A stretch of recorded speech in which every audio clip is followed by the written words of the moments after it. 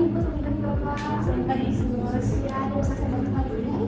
Iya sus, saya mau konsultasi pasang KB. 2 bulan lalu saya baru lahiran anak pertama, jadi bingung nih mau pasang KB kayak gimana. Baik, sebelumnya selamat ya Ibu, selamat Bapak atas lahiran anak pertamanya.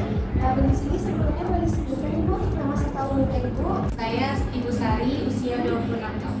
Baik, Ibu Sari, 26 tahun. Baik, Ibu, sebelumnya saya mau menanyakan, apakah setelah ini Ibu menggunakan ASI eksklusif atau campur susu formula Ibu? Kebetulan saya ASI eksklusif sus. Baik, ASI eksklusif ya. Baik, kalau begitu di sini sebelum saya aplikasikan ke dokter, di sini saya izin nih Ibu untuk melakukan pemeriksaan tekanan darah dan juga mengukur berat badan Ibu. Apakah Ibu setuju? Setuju sus. Baik, kalau begitu tunggu sebentar nih Ibu.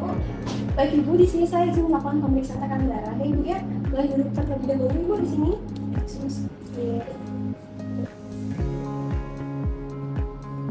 Baik, saya relax ya Ibu.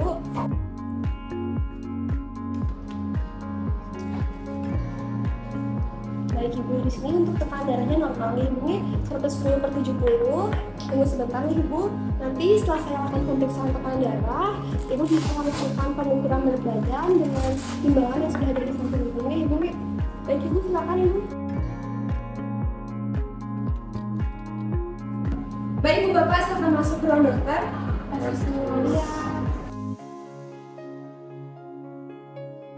Selamat pagi dokter. Selamat pagi Bu Sari, Pak Ari, silakan duduk.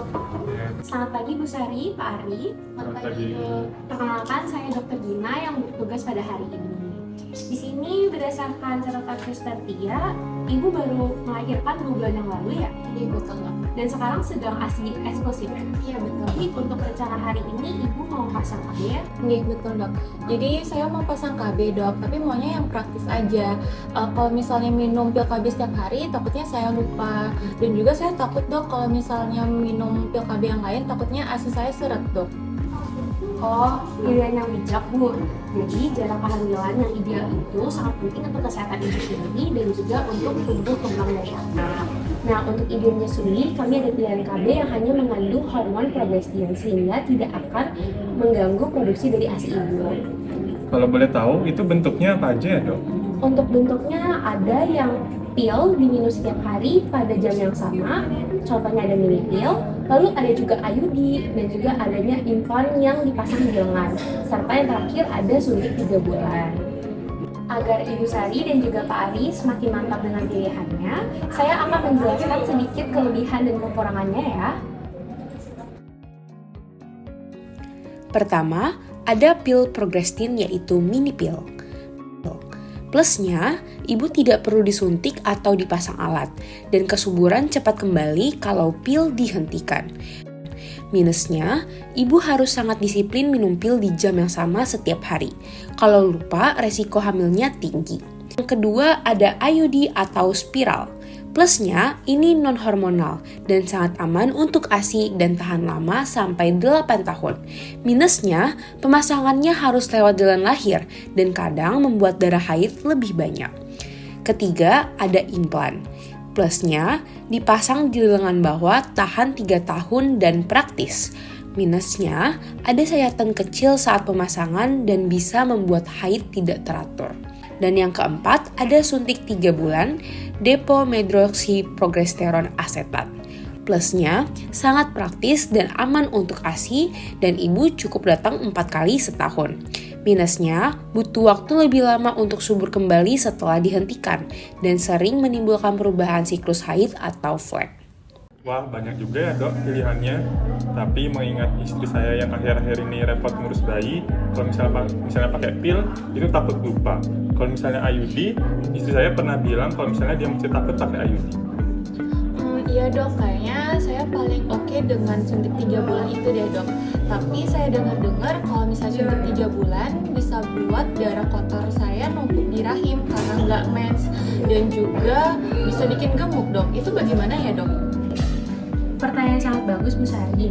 Jadi ini memang kekhawatiran yang sering sekali saya dengar. Tapi mari kita luruskan universitas yang ada satu persatu ya.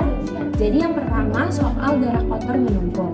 Jadi Bu Sari, haid itu terjadi ketika adanya penebalan pada dinding rahim yang akan siap untuk menerima kehamilan. Tetapi apabila kehamilan itu tidak terjadi, maka darah itu akan menumpuk.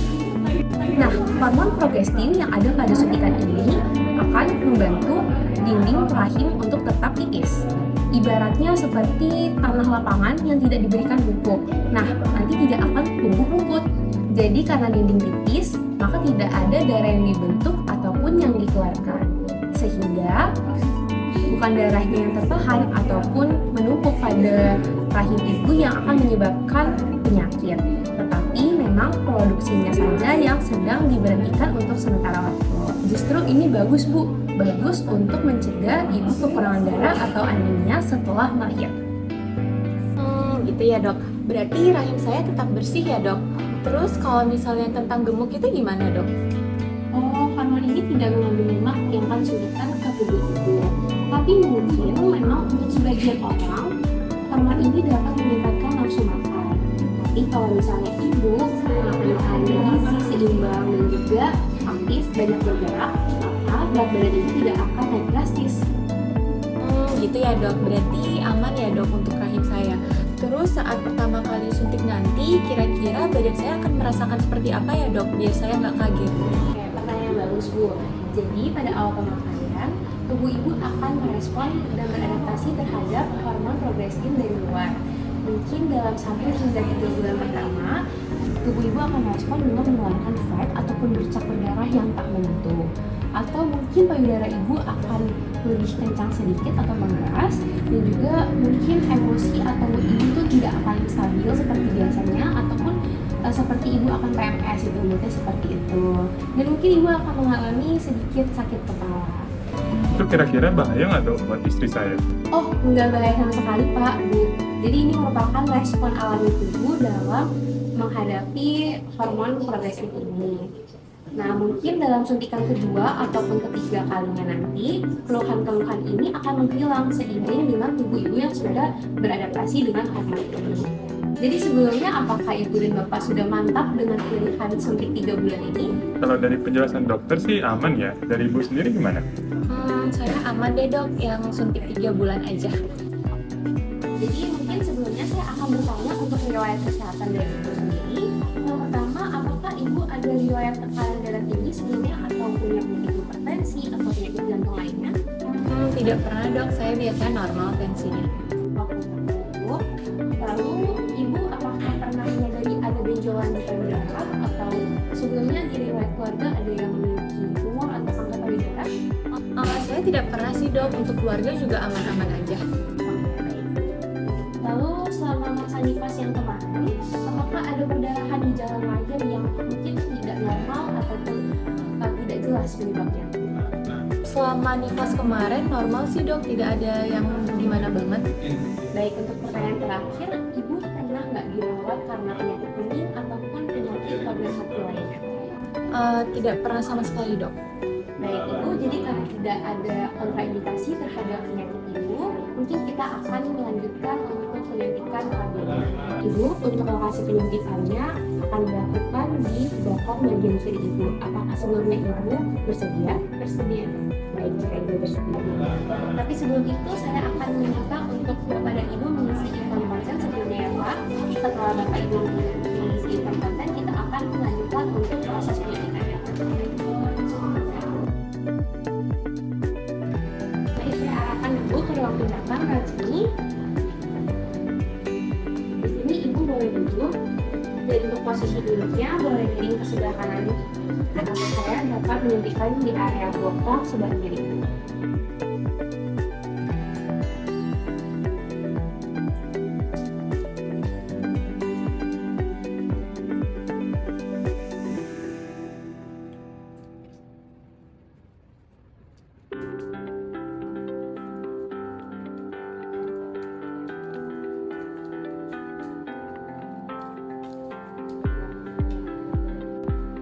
Baik, ini untuk obatnya ya Bu. Untuk obatnya, sebelum disuntikan akan saya kocok dengan kuat terlebih dahulu agar endapan di obatnya dapat tercampur dengan rata sehingga obatnya dapat bertahan selama 3 bulan. Baik, saya akan melakukan aspirasi pada obat tersebut.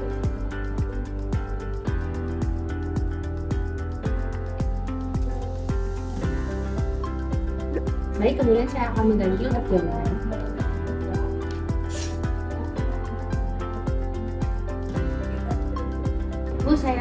menyuntik di bagian muskular ya Bu, mungkin akan merasa sedikit sakit seperti kulit tersebut ya Bu. Maaf Ibu. Baik, sudah selesai ya Bu. Untuk jalannya akan saya buang pada tanpa medis.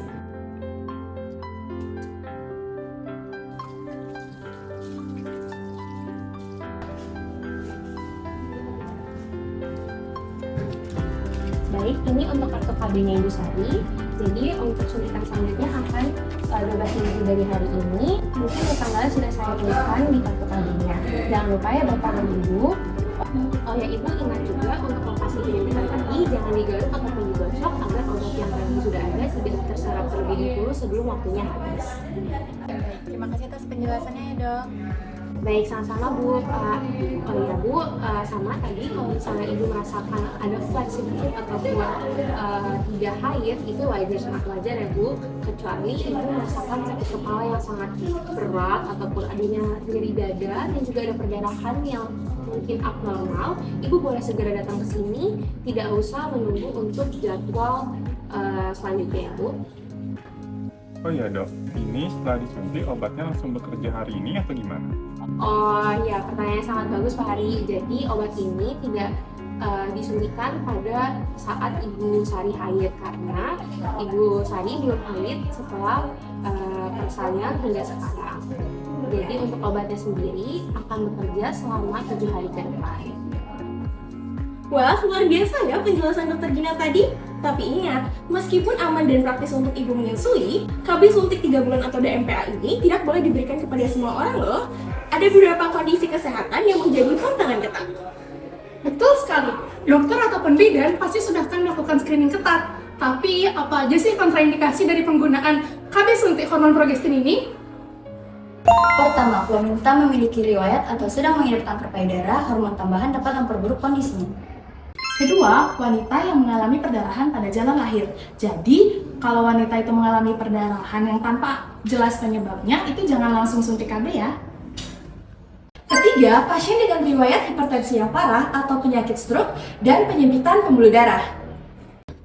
Keempat, pasien dengan penyakit hati yang berat, karena hormon ini diproduksi di organ hati. Nah, maka dari itu, penting untuk jujur saat ditanya riwayat kesehatan oleh dokter. Jangan ada yang disembunyikan ya.